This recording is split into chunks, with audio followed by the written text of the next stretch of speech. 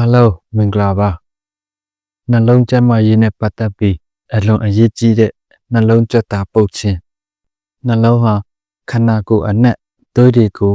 မနာတမ်းပို့လွှတ်ပေးနေတဲ့ပန်းတစ်ခုလိုအလုပ်လုပ်ပါတယ်နှလုံးကြွက်သားတွေအသက်ရှင်ဖို့အတွက်ကိုရိုနရီသွေးကြောမကြီးများကနေတဆင့်အောက်ဆီဂျင်ကိုရယူရပါတယ်အချိန်ကြာလာတဲ့နဲ့အမျှအဲ့ဒီသွေးကြောတွေထဲမှာကိုလက်စထရောအဆီနဲ့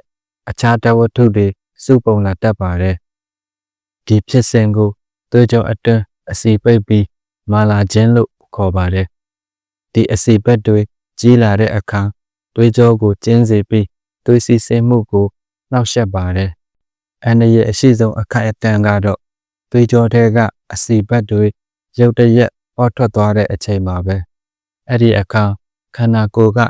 ဒဏ်ရာရတယ်လို့မှတ်ယူပြီးသွေးဥမွှားတွေဟာအဲ့ဒီနေရာမှာသွေးခဲဖြစ်အောင်စုဝေးလာကြပါတယ်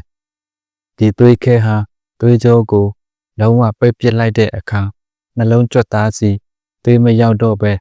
မိနစ်ပိုင်းအတွင်းမှာတင်နှလုံးကြွက်သားဆဲတွေတိတ်ဆုံးပါတော့တယ်ဒီလိုပျက်စီးသွားတာဟာပြန်ပြုပြင်လို့မရနိုင်ပဲနှလုံးရဲ့လှုပ်ဆောင်ရည်ကိုတိုက်ရိုက်ထိခိုက်စေပါတယ်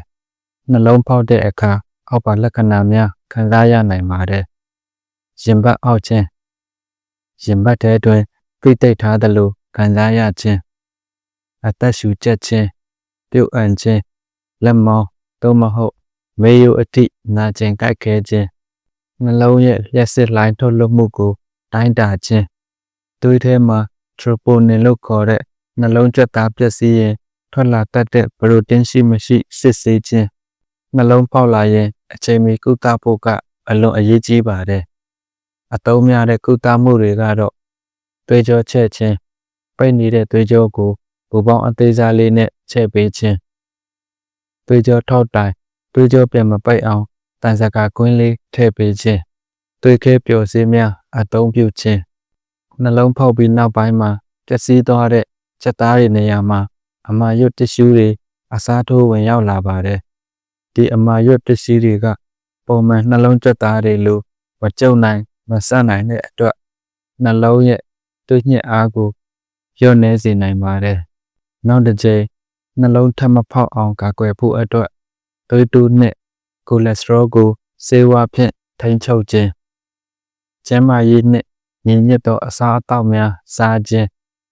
ပုံမှန်လေ့ကျင့်ခန်းလုပ်ခြင်းစစ်လိပ်ဖြတ်ခြင်း